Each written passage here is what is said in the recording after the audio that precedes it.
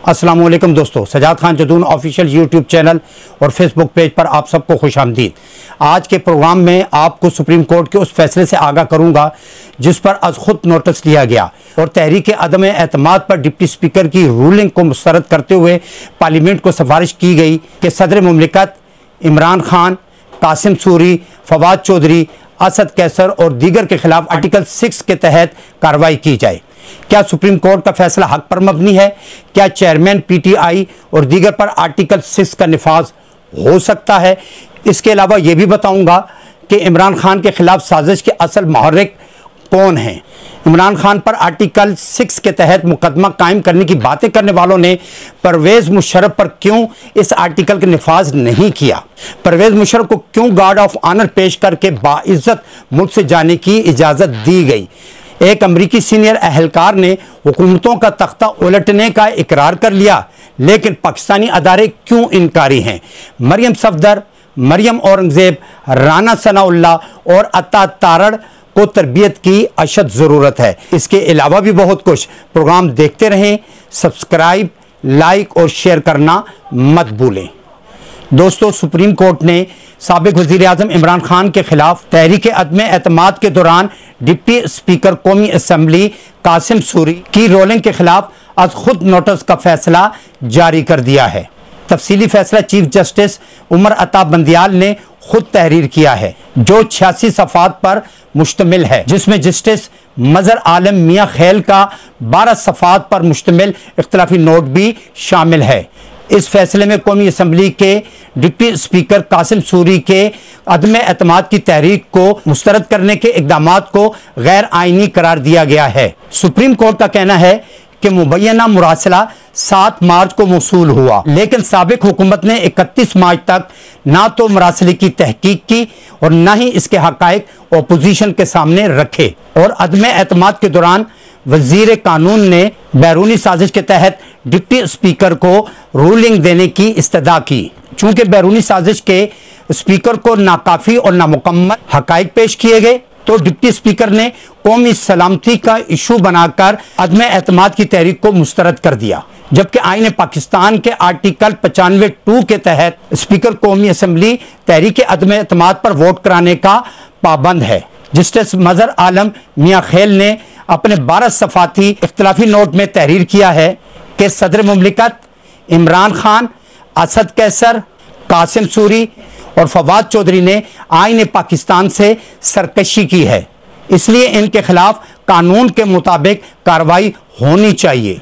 ताहम इन पर मुकदमा चलाने का इख्तियार कौमी असम्बली को सौंपते हैं। यहाँ जस्टिस साहब ने अपने रिटायर्ड होने से चंद लम्हात पहले पार्लियामेंट को आर्टिकल 6 के तहत साबिक वजीर आज़म और मौजूदा सदर पाकिस्तान के खिलाफ कार्रवाई करने का इशारा भी दे दिया है, जबकि माहिरीन के नज़दीक आर्टिकल 6 उस पर लगता है जिसने पाकिस्तान का आइन तोड़ा हो या उसे मुअत्तल किया हो। लेकिन सुप्रीम कोर्ट के फैसले की रोशनी में तो यूं लगता है कि डिप्टी स्पीकर कौमी असम्बली ने आइन तोड़ा नहीं बल्कि आइन की खिलाफ वर्जी की है। इस तरह के अधूरे फैसले और इजाफी नोट लिखने वालों से भला कोई ये तो पूछे कि पाकिस्तान पर 4 फौजी आमरों ने हुकूमत की है, और न सिर्फ हुकूमत की है बल्कि कई बार आइन को तोड़ा है और आइन को मुअत्तल भी रखा है, जिसकी ताज़ा मिसाल परवेज मुशर्रफ खुद भी हैं। क्या किसी इदारे को जरूरत हुई कि परवेज मुशर्रफ के खिलाफ आर्टिकल 6 का इस्तेमाल करता या उन्हें गिरफ्तार करने की कोशिश करता? पाकिस्तान के एक मंजे हुए वकील बैरिस्टर एतजाज एहसन का एक बयान भी सामने आया है। वो कहते हैं कि आर्टिकल 6 कोई ऐसा हथियार नहीं जिसे हर एक पर इस्तेमाल किया जा सके। उन्होंने कहा कि आइन को मजरू करके अगर कोई डिक्टेटरशिप कायम करता है तो आर्टिकल 6 उनके खिलाफ लगता है। डिप्टी स्पीकर और दीगर ने आइन को मुअत्तल नहीं किया बल्कि आइन की खिलाफ वर्जी की है, और रोजाना की बुनियाद पर आइन की खिलाफ वर्जी तो एक मामूल है पाकिस्तान के अंदर। और ये ज़रूरी नहीं कि अदालतें भी तमाम फैसले दुरुस्त देती हों, बल्कि अदालतें भी कई बार गलत फैसले दे देती हैं।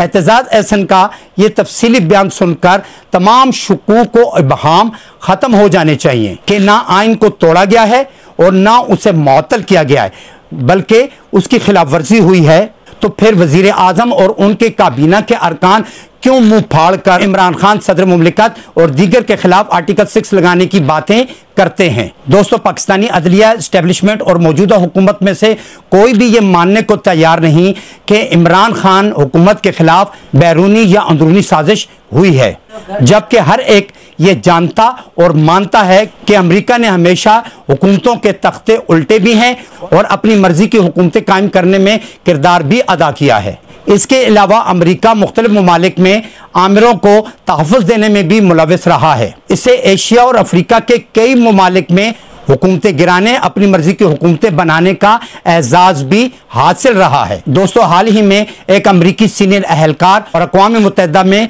साबिक सफ़ीर जॉन बोल्टन का बयान भी सामने आया है। इसके साथ साथ वो व्हाइट हाउस में कौमी सलामती के मुशीर भी रहे हैं। उनका कहना है कि हमने यानी अमरीकी हुकूमतों ने दीगर ममालिक की हुकूमतों के तख्ते उलटने में कई बार मदद की है, जबकि चेयरमैन पीटीआई के पास वो धमकी आमेज मरासला भी मौजूद है। सुप्रीम कोर्ट को चाहिए था कि वो मरासला तलब करती और उसकी बुनियाद पर एक कमीशन बनाया जाता और वो कमीशन बाकायदा तहकीक करके एक रिपोर्ट मुरतब करके सुप्रीम कोर्ट में पेश करता, जिससे तमाम शुकूक व शुबात खत्म हो जाते और असल हकीकत सामने आ जाती। लेकिन अफसोस, इस सारे मामले को सतखाने की नजर कर दिया गया। अगर इसी तरह का या इससे मिलता जुलता मामला भारत या किसी भी ऐसे मुल्क के साथ पेश आता जहां पर कौमी गैरत को सियासत पर तरजीह दी जाती है, तो वहां की हुकूमत, एस्टेब्लिशमेंट और अवाम एक ही सफ़े पर होते। लेकिन हमारे यहाँ सियासत और जाती अना के सामने कौमी गैरत को कोई घास ही नहीं डालता। दोस्तों, मौजूदा हुकूमत में यूं तो मुस्लिम लीग के अलावा पाकिस्तान पीपल्स पार्टी, जमीयत उलमा इस्लाम, ANP, MQM और दीगर जमातें भी शामिल हैं, लेकिन सबसे बड़ा हिस्सा नून लीग का है। वफाकी हुकूमत की तमाम कलीदी वजारतें पाकिस्तान मुस्लिम लीग के पास हैं, मासवाए वजारत खारजा के जो पाकिस्तान पीपल्स पार्टी के पास है। इसलिए दीगर जमातों के सरबराह इस वक्त खामोश हैं। लेकिन मुस्लिम लीग नून इस वक्त भी इल्ज़ामी सियासत में इस तरह से मसरूफ है जिस तरह से वो 90 की दहाई में इल्ज़ामी सियासत में बड़ी चाको चौबंद थी। 4 दहाइयां गुजर जाने के बावजूद नून लीग की सियासत में बाल बराबर भी फर्क नहीं आया और ना ही उन्होंने तारीख से कोई सबक सीखा है। वो कल भी इल्ज़ामी सियासत करते थे, आज भी उनका यही वतीरा है। पहले ख्वाजा साद रफीक, ख्वाजा आसिफ, मरहूम मुशाहिदुल्लाह खान, आबिद शेर अली, हनीफ अब्बासी, तलाल चौधरी वगैरह मुखालफीन की पगड़ियां उछाला करते थे। अब भी उनकी आवाज़ कभी कभार गूंजती है, लेकिन अब ये सारे का सारा काम मरियम सफदर, मरियम औरंगजेब, राना सनाउल्लाह, अता तारड़ ने संभाल रखा है। और ये हजरात इल्ज़ामी सियासत और दूसरों की पगड़ियां उछालने में इस कदर मुश्ताक हैं कि इन्हें इस काम में किसी दूसरे की ज़रूरत नहीं। और मुस्लिम लीग नून और दीगर जमातों में इनके मुकाबले का मुंह फट कोई और नहीं है। यही वजह है कि आज राना सनाउल्लाह और मरियम औरंगजेब वफाकी वजारतों पर फाइज हैं। सुप्रीम कोर्ट के फैसले के बाद मरियम सफदर का बयान सामने ना आता, ये तो एक अचंभे की बात थी। फरमाती हैं कि सुप्रीम कोर्ट ने इमरान खान की साजिशी नजरियात को उड़ाकर रख दिया है। उन पर आइन तोड़ने के इल्जाम में आर्टिकल 6 लगना चाहिए, क्योंकि ये शख्स आइन शिकनी का असल मुजरिम है।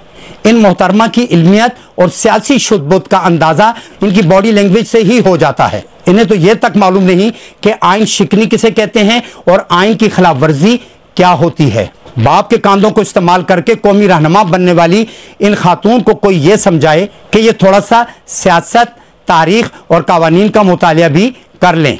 इनके साथ साथ राना सनाउल्लाह और मरियम औरंगजेब को भी तरबियत की अशद ज़रूरत है। इन्हें चाहिए कि ये सवाल अपने चचा और अपने वालिद मोहतरम से करें कि परवेज़ मुशर्रफ के खिलाफ आर्टिकल 6 के तहत कार्रवाई करने से उन्होंने इज्तनाब क्यों किया। उन्हें आइन शिकनी और एक मुंतखब वज़ीर आज़म को गिरफ्तार करके डिक्टेटरशिप कायम करने पर गिरफ्तार क्यों नहीं किया गया।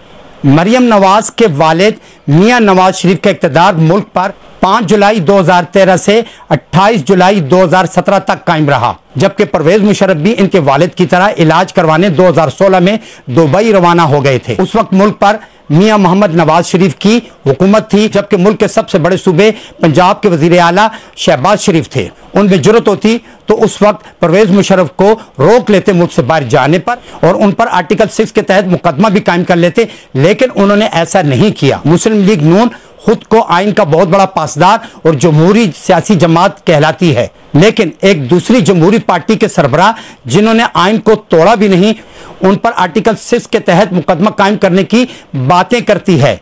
ऐसी बातें करते हुए इन्हें शर्म आनी चाहिए। दोस्तों, ये चंद हकायक आपको बहुत कुछ सोचने पर मजबूर कर देंगे। सोचिए और अगले प्रोग्राम तक के लिए मुझे इजाजत दीजिए। अल्लाह हाफिज।